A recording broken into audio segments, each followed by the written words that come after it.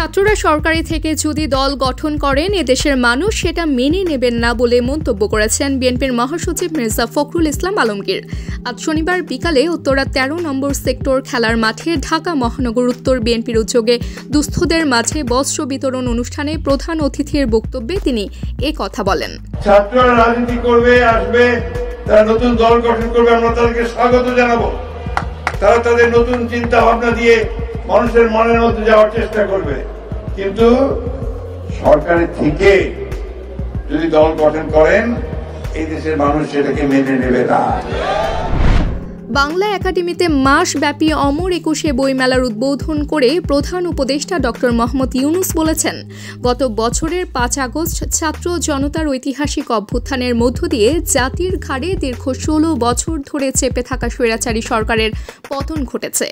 আমাদের সাহসী তরুণদের এই অভূতপূর্ব আত্মত্যাগ বিশ্বকে চমকে দিয়েছে। এই বিজয়ের মাধ্যমে এসেছে নতুন বাংলাদেশ গড়ার ইস্পাত কঠোর প্রতিজ্ঞা। যাদের মহান আত্মত্যাগের মাধ্যমে অর্জিত অভ্যুত্থান এবারের বইমেলা নতুন তাৎপর্য নিয়ে আমাদের সামনে এসেছে। শনিবার বিকেলে বাংলা একাডেমিতে অমর একুশে বইমেলার উদ্বোধন শেষে দেওয়া বক্তৃতায় তিনি এ কথা বলেন।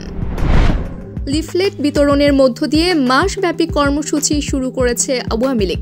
শনিবার ১ ফেব্রুয়ারি সকালে রাজধানীর জাতীয় প্রেস ক্লাবের সামনে সাধারণ মানুষের মাঝে লিফলেট বিতরণ করেন দলের নেতাকর্মীরা।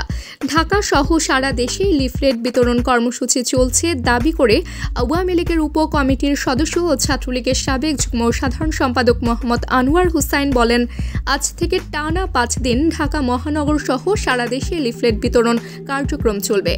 আমরা সকালে জাতীয় প্রেস ক্লাবের সামনে থেকে শুরু করেছি। সিঙ্গাপুর থেকে আসা ৫ জন বিখ্যাত চক্ষু বিশেষজ্ঞর একটি দল জুলাই আন্দোলনে চোখে আঘাতপ্রাপ্ত রোগীদের চিকিৎসা শুরু করেছেন। চিকিৎসক দলের ২ দিনের কার্যক্রমের প্রথম দিন শনিবার তারা জাতীয় চক্ষু বিজ্ঞান ইনস্টিটিউট ও হাসপাতাল এবং বাংলাদেশ চক্ষু হাসপাতালে শতাধিক রোগীর চোখ পরীক্ষা করেন।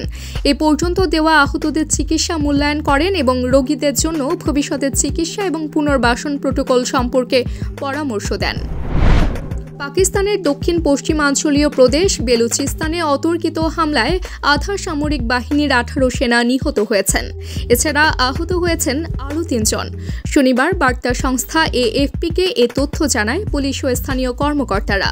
নাম গোপন রাখার শর্তে পুলিশের এক কর্মকর্তা বলেন, মানগোচার শহরের কাছে রাস্তা বন্ধ করে নিরস্ত্র ফ্রন্টিয়ার কর্পসের সেনাদের বহনকারী গাড়িতে ৭০ থেকে ৮০ সশস্ত্র সন্ত্রাসী হামলা চালায়।